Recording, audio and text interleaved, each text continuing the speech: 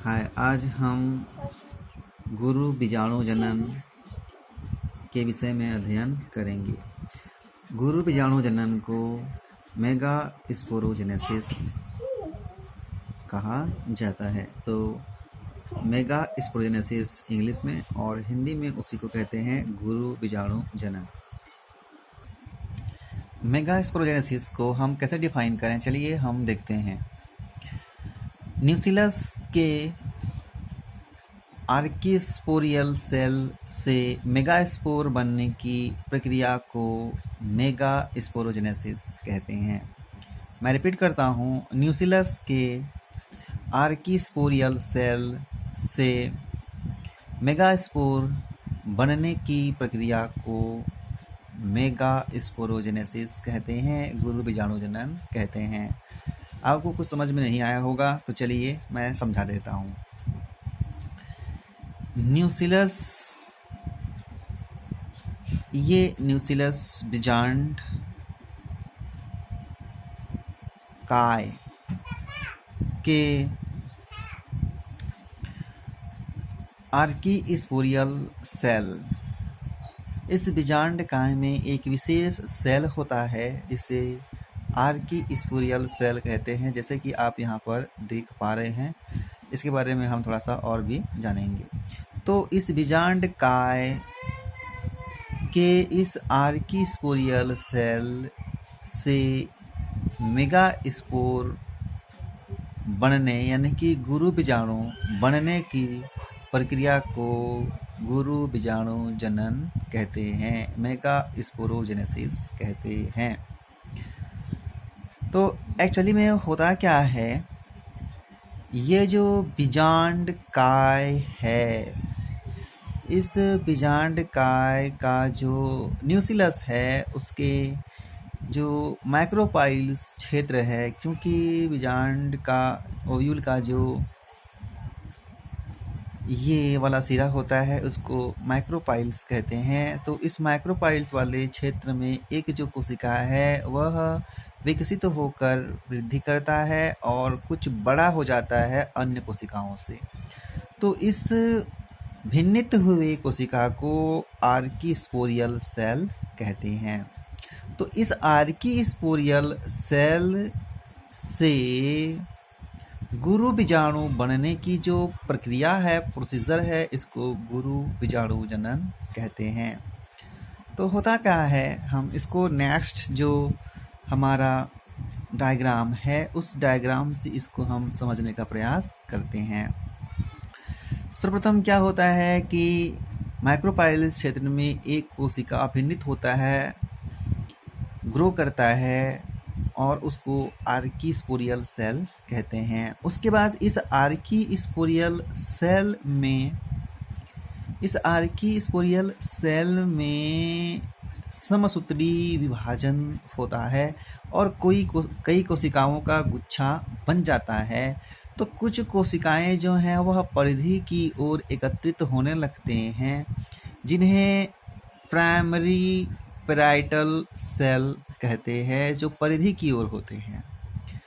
और सेल जो है, एक सेल अंदर की ओर होता है, इसको प्राइमरी स्पोरोजिनस सेल कहते हैं, जिससे गुरु बीजाणु बनता है।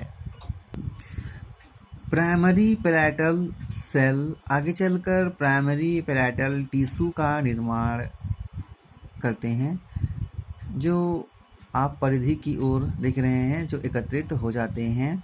जबकि ये जो प्राइमरी स्पोरोजिनस सेल है,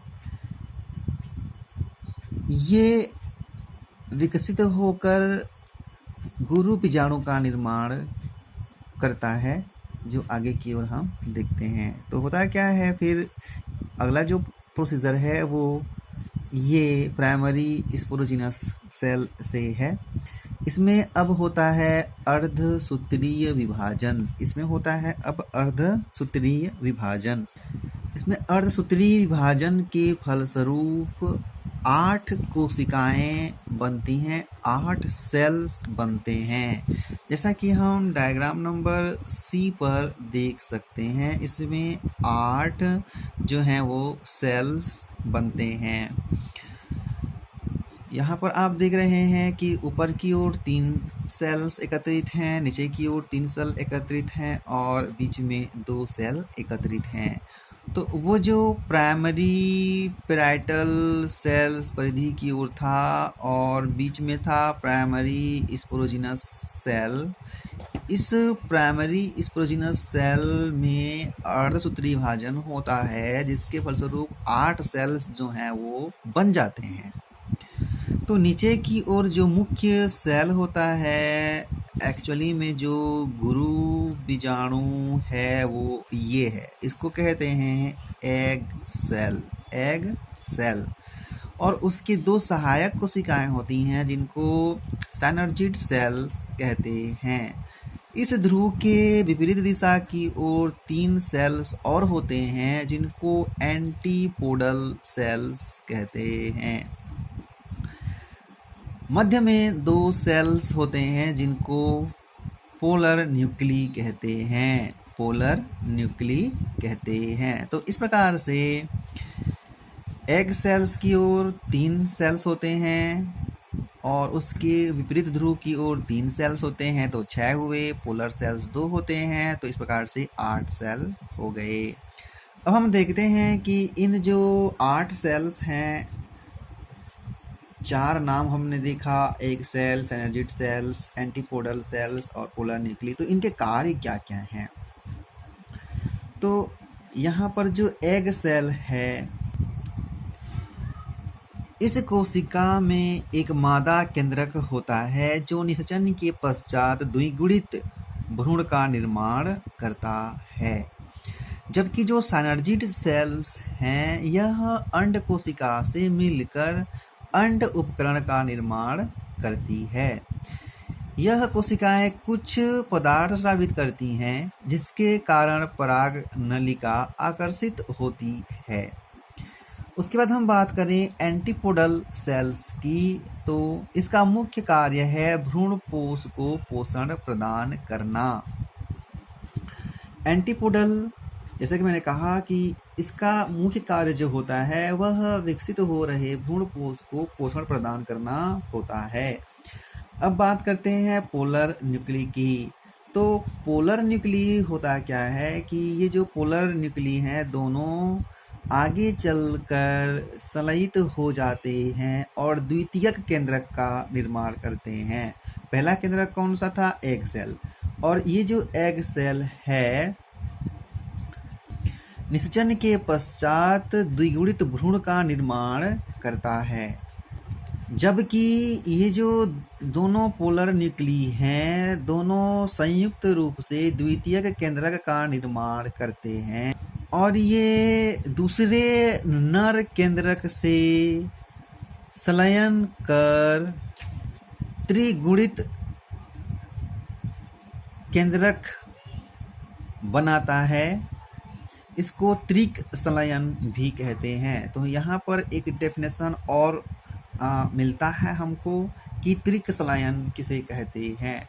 तो जो पोलर न्यूक्ली है वह संयुक्त रूप से द्वितीयक केंद्रक का निर्माण करते हैं और इस द्वितीयक केंद्रक से नर केंद्रक के मिलने की जो प्रक्रिया है, संलयन होने की जो प्रक्रिया है, इसको त्रिक संलयन कहते हैं।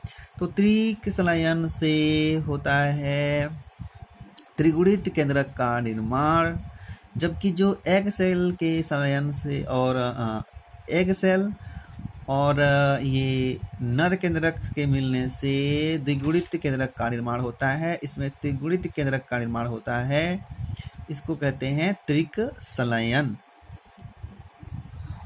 वीडियो को देखने के लिए आप सबका धन्यवाद।